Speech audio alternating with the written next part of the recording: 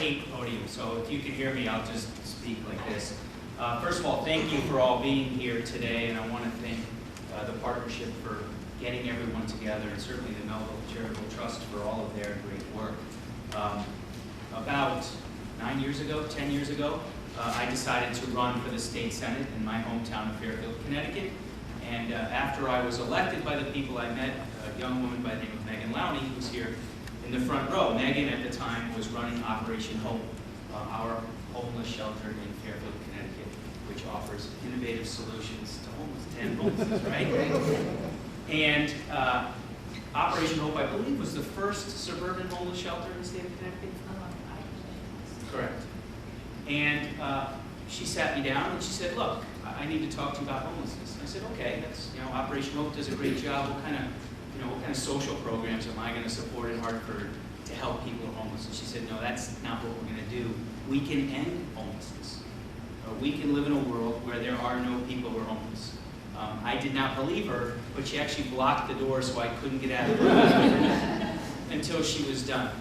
And after that conversation, I was immediately converted to someone who knew and believed that through permanent supportive housing, we could end homelessness in the state of Connecticut. And so what I've learned over the years has reaffirmed what she taught me, but also that it takes a lot of people.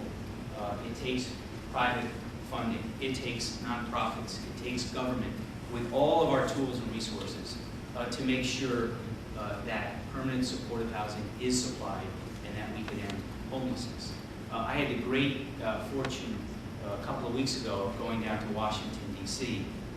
and to testify before the Housing Subcommittee on the reauthorization of the McKinney Act. I was sort of a prop, first time I've ever been used as a prop, as Stuart McKinney's son, to be there.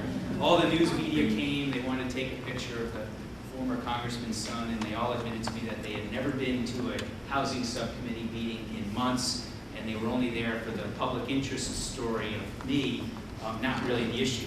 I guess that was sort of the good news, bad news of the day, that the press really doesn't care about this issue, but I think we all know that. One of the things that struck me being down in Washington, D.C., however, I was on a panel of 5. 2 of us talked about how it was important in reauthorizing the act to have a set-aside for permanent supportive housing. 3 people didn't necessarily agree with that viewpoint. So it struck me that what we've seen work in Connecticut in the Northeast is not something that the rest of the country and many advocates on behalf of the homeless are convinced of yet. And there's always a fear of change. We've talked about this in a number of areas.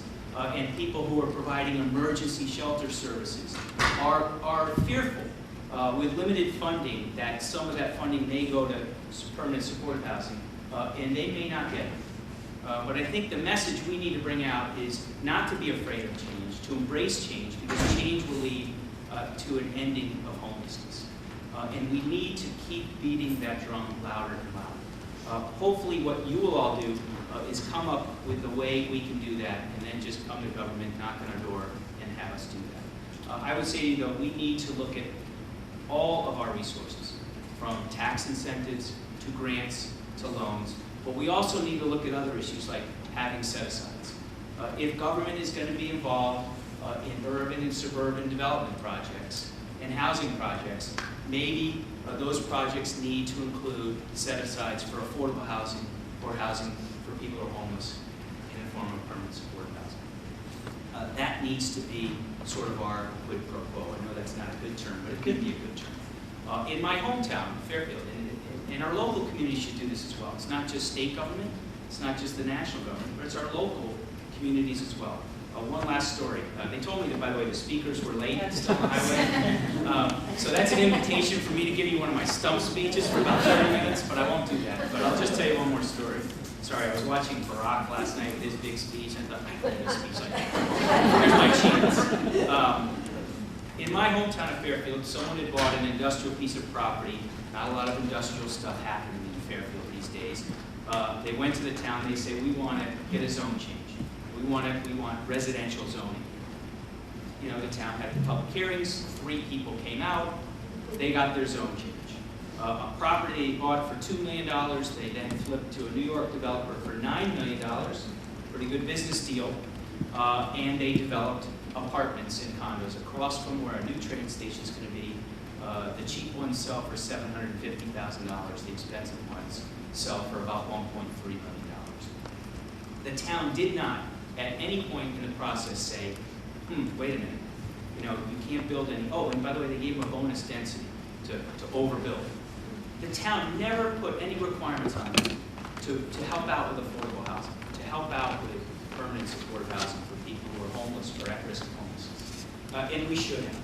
I'm sure the developers would have taken, a $6.5 million profit rather than a $7 million profit, and would have walked away very happy from the deal, and the town would be much better off.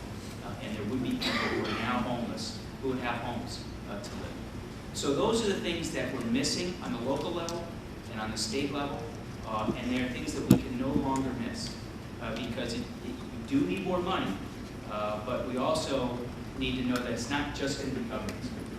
It can be a little bit from the development, it can be a little bit from the town, it can be a little bit from the state, and a little bit from the federal government to get it done. So I just want to thank you for all the work that you do in your various capacities, and let you know that there are many people at the state capitol who care, but the message needs to be louder and clearer and stronger. I will work with you to develop and speak out on that message. But there is a lot more work we need to do. And just thank you for all the great work you do.